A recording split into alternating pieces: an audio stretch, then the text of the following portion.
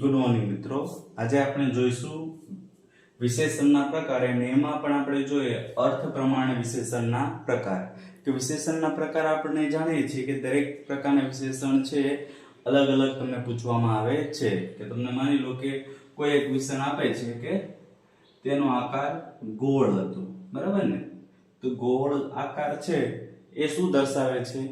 તો એ આપણને ખ્યાલ હોવી જોઈએ. સંખ્યા છે, પ્રશ્ન છે, સાપેક્ષ છે, ગુણ છે. તો આ બધા જ પ્રકારના છે વિશેષણ આપણે અહીંયા જોવાના છીએ. તો સૌથી પહેલા આપણે જોઈએ ગુણવાચક વિશેષણ. તો ગુણવાચકમાં ખાસ યાદ રાખવાનું છે કે એમાં રંગ હોઈ શકે, આકાર હોઈ શકે, સ્વભાવ હોઈ શકે, ઘણી બધી બાબતો છે કે જે કોઈ પણ વસ્તુ કે વ્યક્તિનું ગુણ દર્શાવે તે શેમાં આવશે? ગુણવાચક વિશેષણ.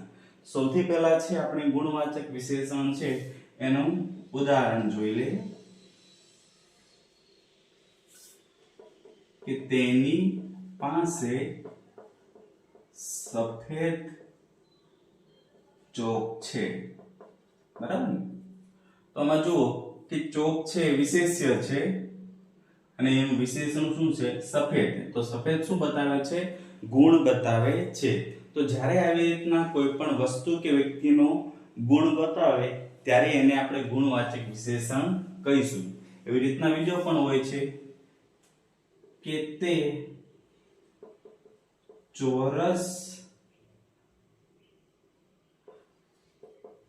આકારની પેન ધરાવે છે. કે તેની પાસે પેન છે પણ કેવા આકારની છે? ચોરસ. તો એ પણ શું છે? ગુણ છે. પછી એનાથી વિશેષ આપણે જોઈએ કે માની લો કે અમિત શરમાળ છોકરો છે, બરાબર ને? તો અહીંયા વાત કરી શરમાળ. તો એ શરમાળ શું છે? સ્વભાવ છે. સ્વભાવ એટલે શું આપણે કહીશું? ગુણ. તો જ્યારે પણ આવી રીતના છે કોઈ પણ વસ્તુ કે વ્યક્તિનો ગુણ દર્શાવવામાં આવે ત્યારે આપણે એને શું કહીશું? ગુણવાચક વિશેષણ કહીશું. એવી રીતના બીજું પણ ઉદાહરણ છે કે તે તીખા મરચા છે. મરચા છે પણ કેવા છે? તીખા. તો એ શું છે? એનો ગુણ છે. એનાથી આગળ વધીએ કે તે બહુ કઠોર શેઠ છે. હવે વાત કરીએ, શેઠ છે પણ કેવો છે? કઠોર છે. તો એ કઠોર શું બતાવે છે? ગુણ બતાવે છે. તો અહીંયા ખાસ આ જોવાનું છે કારણ કે અહીંયા રંગ હોય, આકાર હોય, સ્વભાવ હોય, ઘણી બાબતો તમારે એ જ યાદ રાખવાનું છે કે ભાઈ એ જે વિશેષણ છે એ શું દર્શાવે છે. જો ગુણ દર્શાવતો હોય તો તમારે છે આંખો બંધ કરીને છે સિલેક્ટ કરવાનું છે કે આ કયું વિશેષણ છે? ગુણવાચક વિશેષણ છે. ચલો એકવાર ફરીથી જોઈ લો કે રંગ, આકાર, સ્વભાવ, એવી રીતના કોઈ પણ વસ્તુ કે વ્યક્તિનું ગુણ દર્શાવતો હોય તો એના માટે આપણે કયું વિશેષણ કહીશું? ગુણવાચક વિશેષણ કહીશું. એમાં જુઓ સફેદ, ચોરસ, શરમાળ, તીખા, કઠોર, આવી રીતના અનેક પ્રકારના શબ્દો છે એ ઉપયોગમાં લેવાય છે. હવે જોઈએ બીજો પ્રકાર છે સંખ્યાવાચક. સંખ્યાવાચકમાં જુઓ ક્રમ હોઈ શકે છે, ચોક્કસ સંખ્યા હોઈ શકે છે, બરાબર છે? ઉદાહરણ આપીએ વધારે ખ્યાલ આવશે. જેમ કે પહેલું છે કે 12મા ધોરણમાં તેનો બીજો નંબર આવ્યો. તો અહીંયા જુઓ 12મા ધોરણમાં તેનો કેવો? બીજો. તો બીજો શું છે? સંખ્યા છે, ક્રમ છે. તો એ કેવો વિશેષણ બનશે? સંખ્યાવાચક. પછી એનાથી પણ આગળ જોઈએ તેની પાસે 10 ચોકલેટ છે.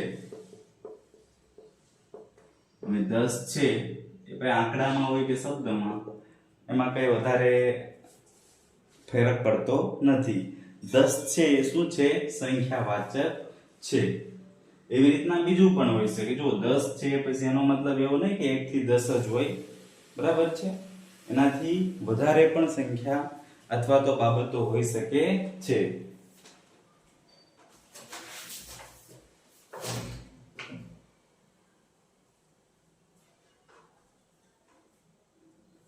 જો એમાં બીજે આપણે જોઈએ તો બીજું કે હિન્દુ ધર્મ આજથી સેંકડો વર્ષ પહેલાનો છે.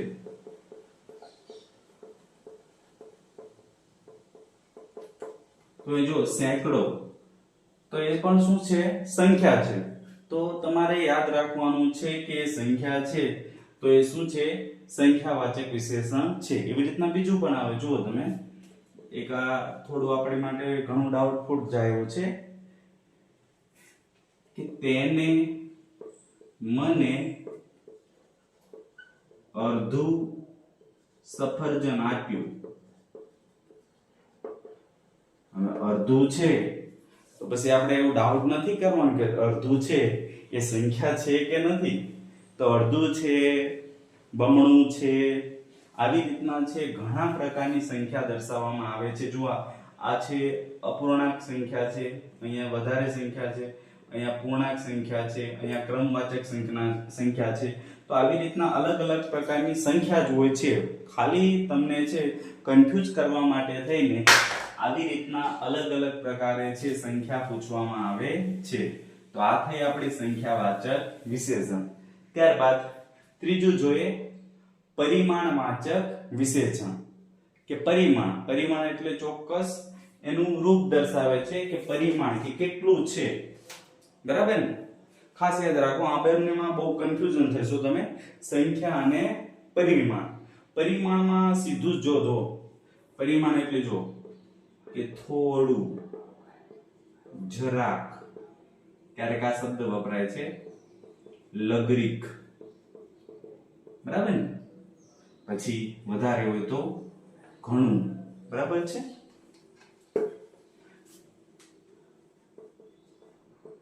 તો આવા જ્યારે વિશેષણ હોય તો એને પરિમાણ કહેવાય, બરાબર છે? તો તમારી પાસે આ પ્રકારનું હોય છે. પછી આમાં યાદ રાખવાનું છે, આમાં સંખ્યા નથી. આ કોઈ સંખ્યા નથી. થોડું, જરાક, લઘરિક, ઘણું, આમાં કોઈ ચોક્કસ સંખ્યા નથી એટલે સંખ્યાવાચક વિશેષણ નથી. પછી એવું નહીં વિચારવાનું કે આ સાહેબ તો આપ્યું તો છે ઘણું, તો ઘણું એ સંખ્યા નથી, એ અચોક્કસ છે ને. થોડું તો એટલું થોડું એ કોઈ ચોક્કસ નથી. તો જ્યારે અચોક્કસ બાબતનું દર્શાવાય છે ત્યારે પરિમાણવાચક વિશેષણ આવે છે. જુઓ તમે અહીંયા એક ઉદાહરણ લઈએ કે ગ્લાસમાં થોડું દૂધ વધ્યું, બરાબર ને? તો એ થોડું છે એ શું છે? વિશેષણ છે. દૂધ તો છે પણ કેટલું છે? થોડું છે. એવી રીતના બીજું કે તેના બોલવાથી મને જરાક દુઃખ લાગ્યું. તમને પૂછવામાં આવે જરાક શું છે? તો દુઃખ તો છે પણ દુઃખનું વિશેષણ છે ને, કે વિશેષણ શું છે? જરાક દુઃખ લાગ્યું, લઘરિક લાગ્યું. એવી રીતના હોય કે ઘણા વર્ષો પહેલા હું અહીં હતો, બરાબર ને? તો આ વર્ષો તો છે પણ કેટલા? ઘણા.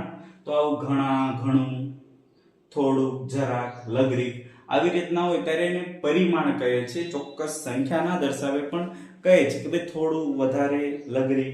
તો આવી રીતના જ્યારે તમારી પાસે વિશેષણ હોય તો એને કેવું વિશેષણ કહીશું? પરિમાણવાચક વિશેષણ કહીશું. યાદ રાખી લેજો. આ બધા પોઈન્ટ છે કે ભાઈ તમે ઈઝીલી ચેક કરી શકો છો કે થોડુંક, જરાક, લઘરિક આ પ્રકારના શબ્દો આવશે એટલે કેવું વિશેષણ ગણાય છે? પરિમાણવાચક. હવે જો ચોથું છે દર્શક. કે જ્યારે કોઈ પણ બાબત છે એને આપણે દર્શાવવી હોય કે વ્યક્તિ કે પછી સજીવ નિર્જીવ કોઈ પણ વસ્તુ દર્શાવો તો એને આપણે શું કહીશું? દર્શક વિશેષણ દર્શાવતું હોય એમ. જેમ કે સીધું ઉદાહરણ જોઈ લે, અથવા પેલું, ઓલું, તે, બરાબર છે. વધારે હોય તો તેઓ. આ બધા શું છે? એના પણ છે કે ભાઈ આ પ્રકારનું વિશેષણ આવે ત્યારે તમને ખબર હોય છે એ શું છે? દર્શાવે છે. જેમ કે એક ઉદાહરણ આપી દઉં કે તે મારી કાર છે, બરાબર ને? તો અહીંયા દર્શાવે છે ને કે તે, બરાબર ને? ચોક્કસ દર્શાવે છે એટલે દર્શક વિશેષણ કહી શકાય. બીજું છે કે તેઓ મારા પિતા છે, તો અહીંયા પણ દર્શાવે છે કે કોણ? તો અહીંયા છે તેઓ. એનાથી આગળ પેલું કેળાનું ઝાડ છે, તો અહીંયા દર્શાવે છે કે ભાઈ બીજા નહીં પરંતુ પેલું. કયું? પેલું. તો એ પેલું શું દર્શાવે છે? કે ચોક્કસ વસ્તુ કે સ્થાન કે વ્યક્તિને દર્શાવવામાં આવે છે ત્યારે એ વિશેષણને આપણે શું કહીશું? દર્શક વિશેષણ કહીશું. ત્યારબાદ બહુ ઈઝી છે, પ્રશ્નવાચક વિશેષણ. આપણે ઇંગ્લિશમાં કહીએ છીએ કે WH ક્વેશ્ચન, બરાબર ને? તો એવી રીતના અહીંયા પ્રશ્ન થતો હોય એને શું કહેવાય? પ્રશ્નવાચક વિશેષણ. જેમ કે કોણ, ક્યાં, ક્યારે, બરાબર છે? આવા કોઈ શબ્દ હોય ત્યારે આપણે સમજી લેવાનું. પછી આવશે કંઈક. આવા બધા પ્રશ્નો થતા હોય ત્યારે છે એને પ્રશ્નવાચક વિશેષણ કહીશું. જેમ કે આપણે એક બે ઉદાહરણ લઈ લઈએ કે તમે ક્યાં જવાના? તમે ક્યાં જવાના છો? તો ક્યાં છે જવાના છો તો ઠીક, પણ આ ક્યાં છે એ શું બતાવે છે? પ્રશ્નવાચક વિશેષણ છે, એ પ્રશ્ન પૂછે છે. બીજું કે તમે કંઈક કહેશો, કે તમે કંઈક કહેશો, તો આ કંઈક છે શું છે? પ્રશ્નવાચક વિશેષણ છે. ત્રીજું તમે કોણ છો? બરાબર ને? તો આવી રીતના જ્યારે તમારે કોઈ પ્રશ્ન પૂછવામાં આવે એ શબ્દ છે, જો તમે સીધું જ અહીંયા જો તમે ક્યાં, કઈ, કોણ આ બધું કાઢી નાખીએ તો આમાં સીધું જ દેખાય છે આપણને કે શબ્દ છે એનો ઘણો અર્થ બદલાઈ જાય છે કે તમે છો. સીધું આ શબ્દ નીકળે એટલે શું થાય? પ્રશ્ન છે, પ્રશ્ન રહેતો નથી. તો આવી રીતના જ્યારે પણ કોઈ તમને પૂછે કે આખું વાક્ય પૂછ્યું હોય ને પછી અંડરલાઈન કરે કે હાઇલાઇટ કરવું હોય ક્યાં છે, કેવું વિશેષણ છે, તો આ કેવું વિશેષણનો પ્રકાર ગણાશે? પ્રશ્નવાચક વિશેષણ. ત્યારબાદ જોઈએ સાપેક્ષ વિશેષણ. સાપેક્ષમાં તો આપણે જાણીએ છીએ કે જો, તો, જ્યાં, ત્યાં, જેવું, તેવું, આવી રીતના જોડકણા સ્વરૂપે આવશે તો સમજી લેવાના એક એવા વિશેષણ છે સાપેક્ષ. એક સીધું ઉદાહરણ આપીએ, જો મહેનત કરશો તો નોકરી મળશે. તો જો અહીંયા જો, તો આ કેવું વિશેષણ છે? સાપેક્ષ, કે જો આવું કરશો તો આવું થશે. બરાબર છે? બીજું છે જેવું કરો એવું ભરો. બરાબર ને? તો આપણે કેવું છે? સાપેક્ષ વિશેષણ કહી શકાય. તો આવી રીતના છે આ 6 પ્રકાર છે. આપણે જોઈએ તો અર્થ પ્રમાણે કે વાક્યના અર્થ પ્રમાણે છે વિશેષણ છે અલગ અલગ કરી શકાય છે. આમાં કોઈમાં પણ તમને ડાઉટ હોય તો તમે પૂછી શકો છો. પણ હવે હું અમુક પ્રશ્નો છે અહીંયા તમને પૂછીશ કે જે તમને આવડે તો તમે કહી શકો છો.